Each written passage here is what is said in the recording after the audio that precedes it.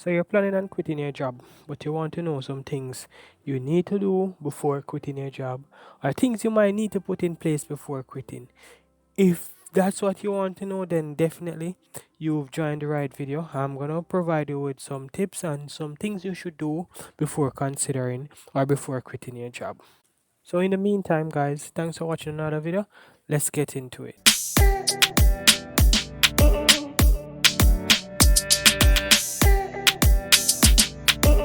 All right. Tip number one, guys. So what do you need to do is assess your financial situation. What does that mean? It means that you should make sure that you have enough money to cover the period of time you might be unemployed or without an income. Because from time to time, persons quit their job for different reasons. You might be starting a business, you might be getting a new job, or for whatever reason. But for the make sure you have enough money to sustain you for however long you are going to be without employment or without an income. Make sure of that, guys.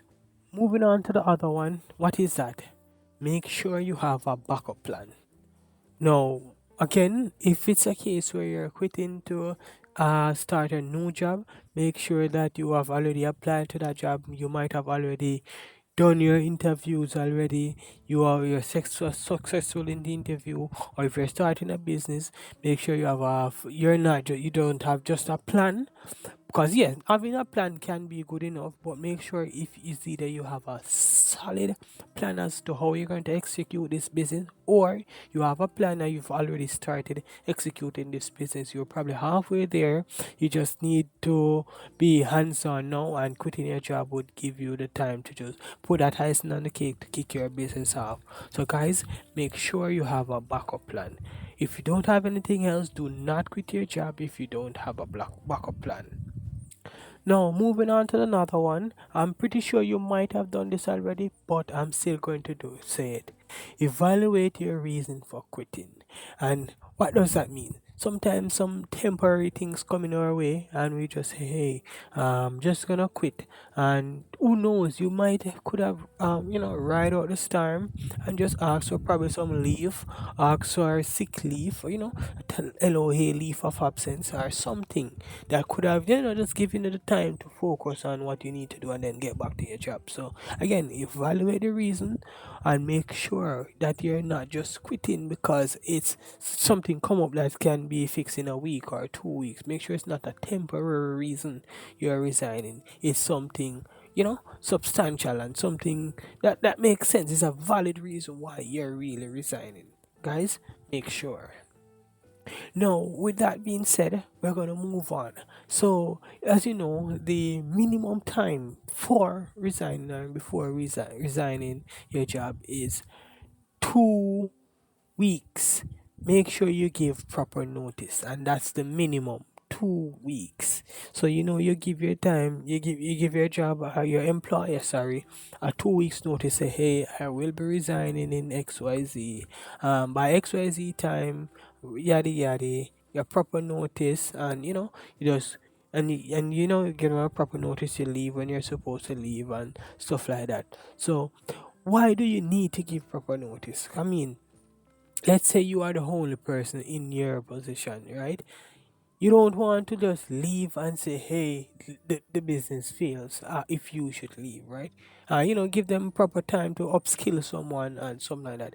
Again, it's not just to say to get a proper recommendation if you should leave, and this job that you currently had would need to recommend you elsewhere. It's not just talked about that, but as a person themselves and good ethics background, you just want to know that you as a person give enough sufficient time for the employment to get somebody to replace you, and uptrain somebody in time, and you just do it the right way and then leave. So again, just give proper notice, guys.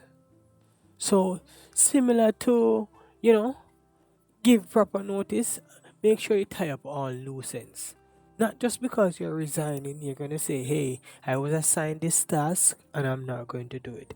I'm just gonna walk away, let these tasks, and just leave a negative taste behind. No, guys, That's not the way to do it. If you're resigning, just do it the right way. You assign tasks, you have them completed. All your deliverables, you hand them over to someone.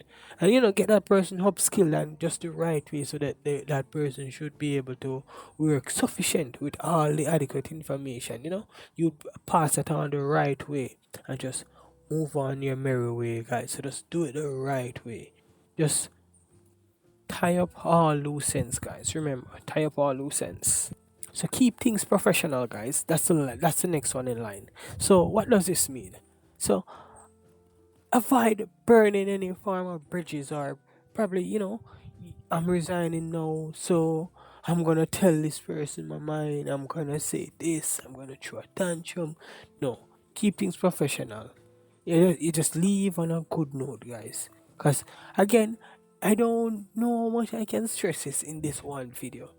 You might not think at the moment that you will need recommendation from this place, but whoever knows. But better yet, you need recommendation from this place, and it's actually a good recommendation there, and you don't need it, then you need recommendation from this place and it's a bad one, so you can't use it, or you get the recommendation and because it's a bad one, it hinder you in the future. So guys, better you have something and don't need it than want it and don't have it. All right, guys. So next in line is, guys, consider all legal complications. What does this mean? Let's say you are on a contract and for whatever reason you can't breach that contract, you can't resign in a certain time, or whatever case might be. If you resign in a certain time, you might have to pay back, or for whatever reason you had signed a contract, a legal contract. Keep those things in mind, guys, because you don't want to resign and next thing you know, you resign, you have to be paying persons back training fee or whatever the case might be, because you had signed a legal document, whether you remember or you don't remember.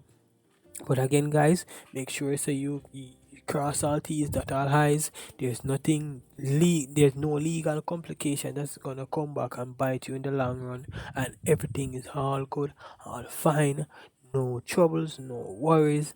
Everything should be good, spotless, seamless, no problem, guys. Again, and this might sound trivial, but even at the beginning of getting a new job, or when you are getting this new job, make sure, guys, you read and read and read and read and read the contracts carefully, because sometimes in contracts you would see, if for instance it costs a certain amount of money to uptrain it, they will say, hey, you're gonna sign this contract. If you should resign within XYZ amount of time, you'll have to pay us back.